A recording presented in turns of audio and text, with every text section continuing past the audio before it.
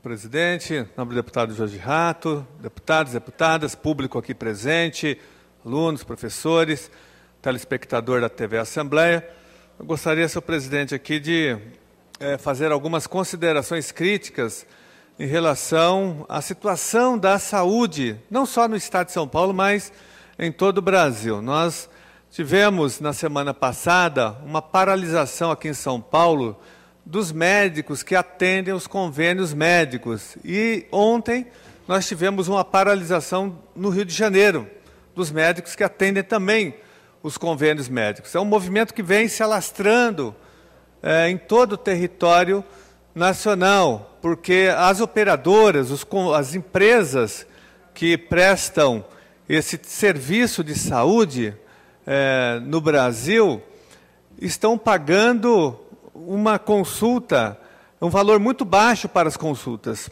para os médicos, em torno de R$ 45, R$ 50, ou na média de R$ 45 a R$ 55 é o preço de uma consulta para um médico que atende pelo convênio médico.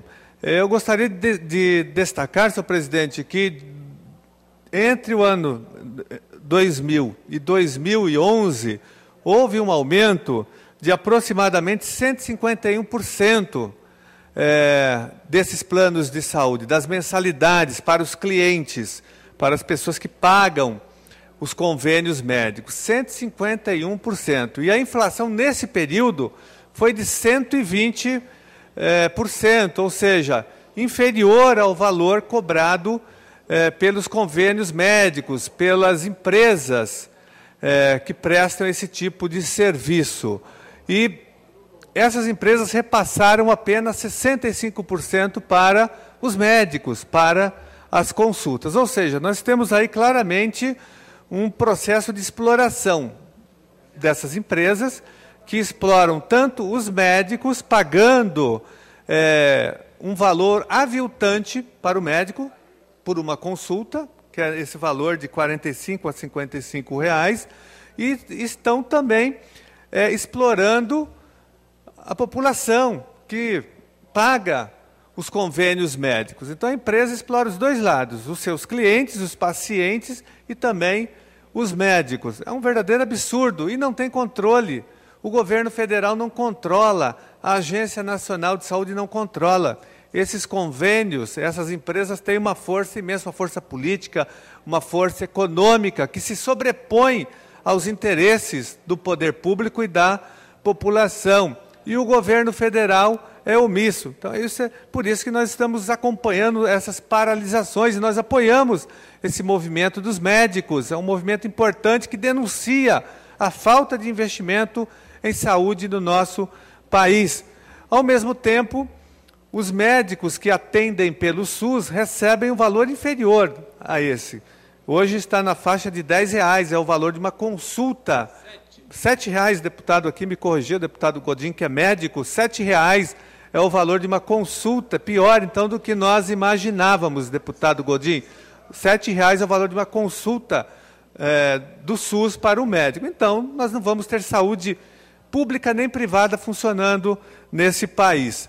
É muito grave o que vem acontecendo. O Brasil investe pouco nessa área, nós temos aqui os últimos dados levantados, dando conta de que o Brasil investe apenas $800 da renda per capita ao ano em saúde, enquanto países como Estados Unidos investe $7.600, o Canadá investe $4.000 e os países europeus, na média, investem no mínimo $5.000. E o Brasil só investe $800 em saúde, sendo que uma parte considerável, a maior parte desse investimento é para a saúde privada, ou seja, não há saúde nesse país. E aqui no estado de São Paulo a situação é muito pior, porque o governo estadual destruiu o sistema de saúde, destruiu o SUS, o Sistema Único de Saúde, agredindo a legislação federal, criando a dupla porta nos hospitais, privatizando, terceirizando e desmontando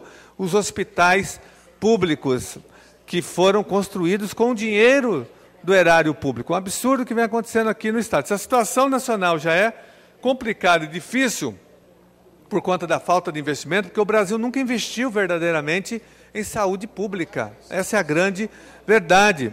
O Brasil está se desenvolvendo do ponto de vista econômico, mas do ponto de vista da saúde, do ponto de vista da educação pública, do ponto de vista da segurança pública, nós estamos retrocedendo.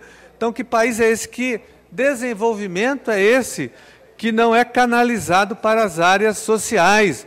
Isso me lembra muito o milagre econômico na época do regime militar, na época do golpe, no momento em que nós tivemos aqui tortura, exílios, perseguições, censura, falta de liberdade, quando o Brasil crescia a 11%, 12%, 13% ao ano.